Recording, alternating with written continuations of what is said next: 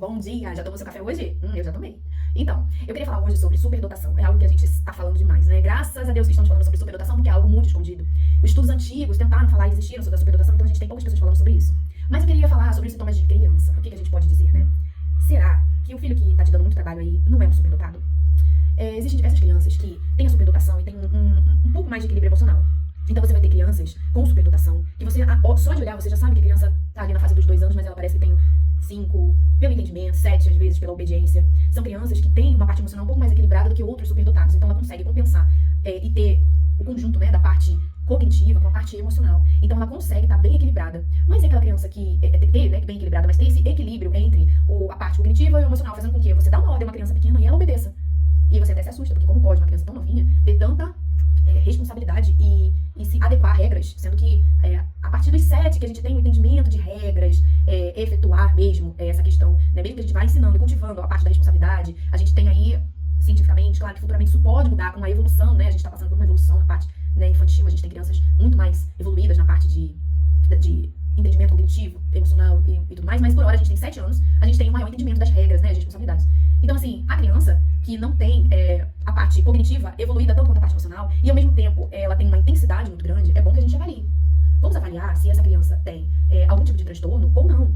E muitas das vezes, a gente tem uma criança que na escola os professores falam que ele rasga papel, que ele rasga papel dos amigos, que ele desenhou e não gostou, ele rasga, ele desenhou e não gostou, ele rabisca, ele desenhou e não gostou, ele corta com a tesoura, ele desenhou e achou ruim, ele quer chorar. Você vê uma intensidade de coisas acontecendo ali na pré-escola. Você vê, por exemplo, no pré-1, no pré-2, aquelas reclamações de, nossa, seu filho não consegue terminar a atividade que começou, seu filho não consegue, porque ele rasga o do amigo, ele tem explosões emocionais muito intensas, ele se esconde embaixo da mesa, ele chora intensamente, ele não aceita algumas coisas, alguns deslocamentos, ele sempre pergunta o porquê. Então você vê uma criança de 4, 5 anos ali numa situação fora de casa, né? Se a criança for entrar aí com seus 4 anos na escola, e você vê que ela tá fora de casa e tá apresentando sintomas na escola que precisam ser avaliados.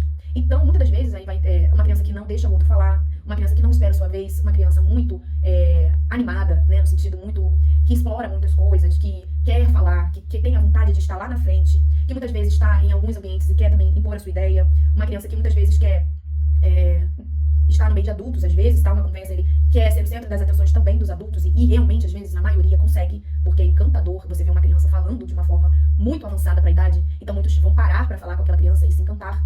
Você vai ver que a intensidade da emoção, se for uma criança religiosa, com a religião, uma intensidade de sentimento com Deus, falar de Deus, cantar para Deus, louvar para Deus, e ao mesmo Nossa Senhora, se for católico, e muitas vezes falar também de morte, do céu, do inferno, das consequências e como as pessoas morrem, e assim mudar os questionamentos muito rápido, e questionamentos de tudo. São perguntas que vêm pra te tirar do eixo mesmo, pra você ter que pesquisar na internet a resposta. Então são crianças que você avalia, muitas das vezes as pessoas vão falar, olha, essa criança tem um TDAH porque ela não para.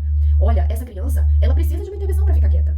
Essa criança, ela não consegue se acalmar sozinha. Essa criança, ela talvez até cantarole o tempo inteiro, como um sistema de regulação. Essa criança não para. Muitas das vezes vamos ouvir isso. E essa criança não parar é sinal que tem alguma coisa que precisa ser ajustada e ajudar essa criança a se entender. Então, assim, a gente vai precisar muito de uma avaliação e também de entender aquela questão que muitas das vezes a superdotação ela passa como um TDAH, ela passa como um transtorno, ela passa e não é. Tudo isso é por conta da aceleração do pensamento. Quando a gente tem uma criança com aceleração do pensamento, ela vai o tempo inteiro estar perguntando, ela vai se questionar o tempo inteiro, ela não vai aceitar uma ordem de primeira, ela vai te questionar, ela vai perguntar o porquê, e ainda assim ela vai querer entender, mas ainda até aceitar aquilo.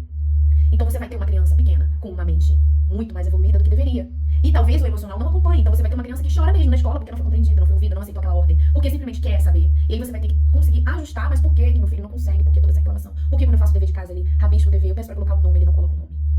Ele coloca o nome só depois que termina toda a atividade. Porque ele não quer fazer o dever de casa. Por quê? Porque ele não consegue aprender, ele não consegue terminar uma atividade. Isso tudo está relacionado com a motivação dele querer. E o trabalho que tem que ter ali a mãe, psicopedagogos, escolas, neuropsicopedagogos, e uma avaliação neuropsicológica, tudo isso precisa ser ajustado para que aquele aluno, aquela criança, consiga na escola desenvolver aquela tranquilidade no momento de executar o exercício da escola, o dever da escola. E o dever em casa é um trabalho árduo, difícil, mas precisa ser feito. Em casa precisa ser determinado o horário que a criança vai fazer o dever. Se a criança não pode fazer o dever nunca, você tem que estipular. Olha, às 4, se a criança estuda de manhã, às 4 da tarde vamos fazer o dever. Ou estuda à tarde, olha, às 10 horas da manhã a gente vai fazer o dever. Porque, a criança quer, se for uma criança que não quer fazer as atividades antes e depois fazer, terminar o compromisso, ficar livre pra curtir. É uma criança que chega, por exemplo, da escola cansada e ela quer ver uma televisão, ela quer brincar um pouco e depois fazer o dever. Ok, vamos adequar.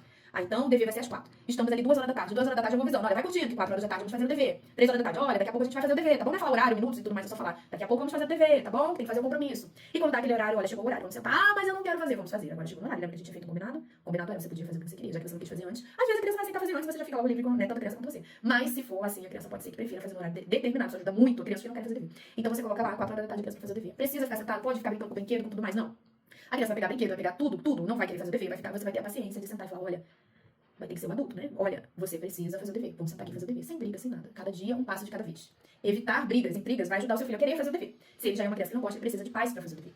Então, você vai sentar e vai falar com ele, olha, agora vamos fazer o dever. Começa pelo seu nome. Ah, não vou começar pelo nome. Tá bom, então faz a atividade. Não conseguimos hoje ele iniciar a colocar um nome. Talvez você nunca consiga. Ele vai querer botar o nome no final. E às vezes, sim, com o tempo ele vai entender que você sempre bate no teclado. Começa colocando seu nome. Porque você pode perder a folha, alguém pode perder e tudo mais. Coloca o nome. Ah, mas eu preciso colocar... Terminar, ele vai terminar. Primeiro momento, ele vai rabiscar, ele vai cortar, ele vai fazer coisas no dever de casa. Você tem que ficar supervisionando. Supervisiona se ele vai querer estragar o dever de casa, não levar o dever todo amassado. E simplesmente fala pra ele, olha, vamos fazer direitinho pra ti, eu gostar do seu dever. Então ele vai fazer o dever. Então você vai precisar ajudar ele nesse ponto. Tá? Então eu vou finalizar o vídeo de hoje porque ele está enorme. E daí a gente vai ter vários bate-papos sobre isso, vários auxílios, vou ajudar com experiências. E aí curta aí, ou se você gostou, me siga. E vamos para mais um café no próximo dia. Tchau, tchau.